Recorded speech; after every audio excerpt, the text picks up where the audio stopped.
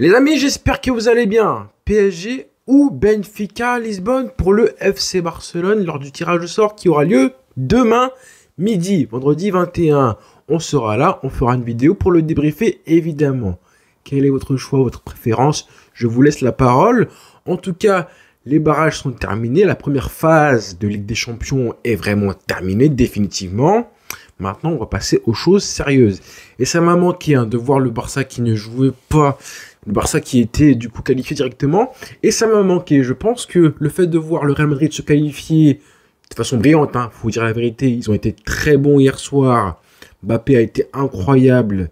Et de ne pas voir mon Barça jouer et aussi voilà, attirer l'attention par son jeu, par ses buts, par ses stars, ça m'a beaucoup manqué. Mais bon, on se prépare un petit peu comme Sangoku dans la machine à soigner là, de Freezer. On se prépare pour les grands chocs, les grands matchs et éteindre les clubs qui se fanfaronnent un petit peu trop, qui se positionnent comme les nouveaux favoris parce que là, le PSG et le Real Madrid ont repris confiance. On les sent à travers les joueurs, les supporters qui sentent qu'ils ont du coup franchi un cap. Il s'est passé quelque chose lors de ces barrages, comme quoi les barrages vont peut-être servir maintenant désormais à ce que les équipes se refassent une santé.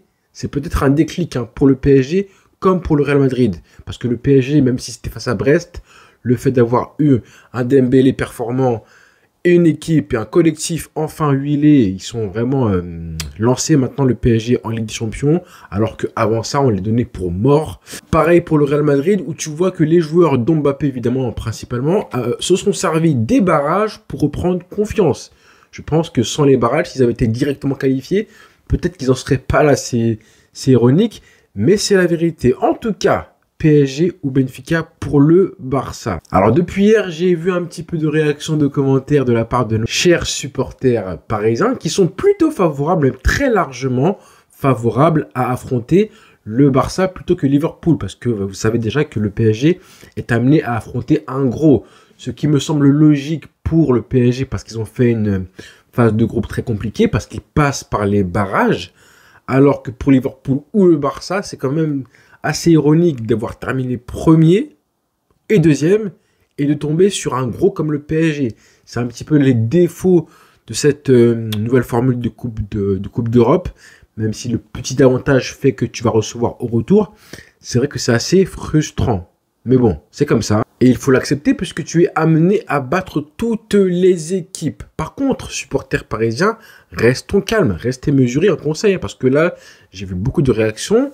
Parce que apparemment, ils considèrent que le jeu du Barça correspond beaucoup plus à ce que le PSG sait manœuvrer, à savoir une équipe qui joue haut, qui laisse de l'espace derrière sa défense, dans son dos, etc. Les transitions rapides côté PSG, les joueurs assez rapides, l'expérience de Dembélé et j'en passe, de Luis Enrique, etc. C'est peut-être vrai, mais attention, le Barça n'est plus du tout le même Barça que vous avez affronté il y a un an de ça, mentalement, tactiquement. Le piège du hors-jeu fait très mal. Le Barça sait très bien défendre face à des équipes justement qui jouent très fort en transition. On l'a vu face au Bayern, on l'a encore plus vu face au Real Madrid 2 fois. Oui, le Barça peut prendre des buts dans son dos, mais attention. Attention à ce Barça qui justement se sert de ces équipes qui jouent vite en transition pour mieux les planter ensuite. Ça a été exactement ce que le Barça a fait face au Real Madrid. Donc moi, je suis juste mesuré. Le Barça défend beaucoup mieux que l'année dernière. Et pourtant, à l'époque, le Barça défendait quand même beaucoup plus bas que cette année. Et aujourd'hui, je trouve qu'offensivement, le Barça a plus d'arguments. On a quand même des joueurs. Pedri n'est plus le même. Lamine Yamal a grandi, a pris 1 an. Pedri a pris 1 an. On dirait qu'il a pris 5 ans en maturité. Bref, on n'en est pas encore là. Évidemment, je me prononce un petit peu trop tôt. On ne sait même pas qui le Barça affrontera. Mais attention, je vois des supporters parisiens beaucoup trop confiants à mon goût. Si moi j'avais une préférence, évidemment je préférerais que le Barça affronte Benfica parce que c'est mérité quand tu t'es tapé pour terminer brillamment en plus deuxième de Ligue des Champions lors de la phase de poule. Tu espères avoir l'équipe la plus abordable possible. Sinon en vrai ça sert à quoi? Ça sert à quoi de terminer premier ou deuxième? Pas grand chose. Honnêtement, le Barça a affronté le PSG il y a 1 an. Le Barça a affronté Benfica récemment. J'avoue que la perspective d'avoir un match PSG-Barça, ça ferait un sacré blockbuster. Et là, tu peux marquer des points pour le Ballon d'Or. Là, tu peux marquer une saison. Là, tu peux marquer l'histoire de la Ligue des Champions. Le Barça n'est plus allé en demi-finale de C1 depuis 2019 et en finale depuis 2015. À l'époque 2015, le Barça avait affronté le PSG. On s'en rappelle en quart de finale. Et si on pouvait assister, comme en 2015, à un parcours du Barça lourd, intéressant, avec des grosses équipes, avec en huitième de finale le PSG, en quart, je crois c'est Aston Villa, il me semble, ou un truc comme ça, et en demi-finale, le Real Madrid, moi je vois le Barça capable d'affronter des grosses équipes successivement comme ça. Le Barça contre les gros a été très sérieux, très concentré cette saison. Je n'ai absolument pas peur, confiant, même si évidemment tout peut arriver. Et pourquoi pas la cerise sur le gâteau, avec la perspective d'affronter le Real en demi, parce que, encore une fois, je considère que le Barça est peut-être la seule équipe capable de renverser à la régulière sur 2 matchs le Real Madrid en Ligue des Champions, la compétition préférée des Madrilènes. Encore une fois, ils l'ont prouvé hier, ils ont été franchement très costauds. On le rappelle, même si c'est vrai qu'en face, on était là face au pire City depuis, je pense, les années Ali Benarbia à City et Nicolas Anelka, parce que c'était vraiment misérable de la part de Pep Guardiola et de son équipe.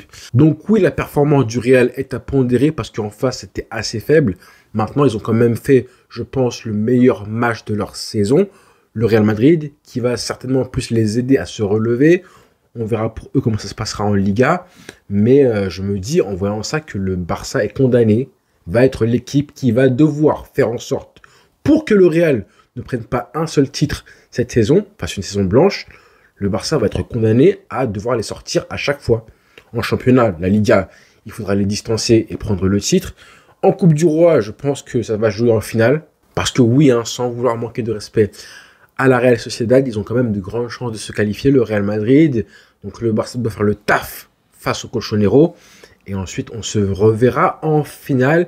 Et pareil en LDC, moi je rêverais de revoir un classico en LDC en demi-finale comme à la belle époque en 2011. Et là on aurait un espèce de remake avec forcément des équipes un peu moins hardcore qu'à l'époque. Mais quand même un Barça avec ce regain de forme des stars dans l'équipe. En tout cas une star montante comme Lamine Yamal, un Pedri qui marche sur l'eau. Et de l'autre côté Mbappé, Bellingham, Vinicius, Rodrigo. Tout ça mélangé, ça ferait pas mal comme affiche en Ligue des Champions. Encore une fois, un grand match du Real Madrid, je l'accorde. Je vous l'accorde, ils ont été franchement assez costauds collectivement. Ce qu'ils ont fait hier, malgré encore une fois à pondérer parce qu'en face c'était faible. Mais ça ne change rien au principe que même si l'adversaire était faible, c'était quand même le meilleur match du Real cette saison. Et ce, même si tu enlèves Mbappé qui a été très fort hier, un triplé et tout, mais tu vois le deuxième but, il est à la finition, mais l'action elle est incroyable. Le premier but, c'est aussi une belle passe en profondeur. Il faut féliciter Asensio parce que nous aussi, on a un Koubarsi qui fait ce genre de passe-là, mais bon, quand même beaucoup plus belle, Koubarsi. Et le troisième but, c'est un exploit individuel de Mbappé qui continue de marquer des points. Un retour, comme je disais, là, attention à Mbappé. Attention, il arrive maintenant à se procurer des occasions tout seul.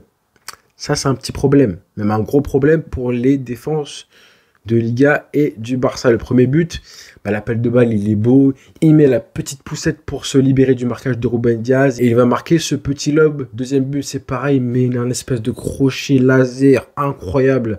Ouais, incroyable. Sur Gvardiol. Et il finit en puissance. Et le troisième but, c'est du CR7 dans le texte. Donc bravo Mbappé. Profite bien parce que le jour où tu vas affronter le Barça, comme dirait Thierry Henry, tous les clubs européens ont peur du Real Madrid, mais le Real Madrid a peur du Barça, et ça j'y crois. Je crois vraiment que l'espèce de mainmise, de complexe qu'inflige le Real Madrid à tous les clubs d'Europe en Ligue des Champions, parce qu'on le sent, que toutes les équipes, quand elles jouent le Real Madrid, jouent différemment, mentalement, elles sont paralysées, tétanisées, on ne sait pas ce qui se passe, et qu'en Ligue des Champions, le Real n'aurait pas cette espèce de mainmise sur le Barça. Je pense qu'il serait un peu plus dans l'attente de voir si le Barça, comme tous les autres clubs d'Europe, subit autant ce complexe. Et je pense que ce ne serait pas le cas.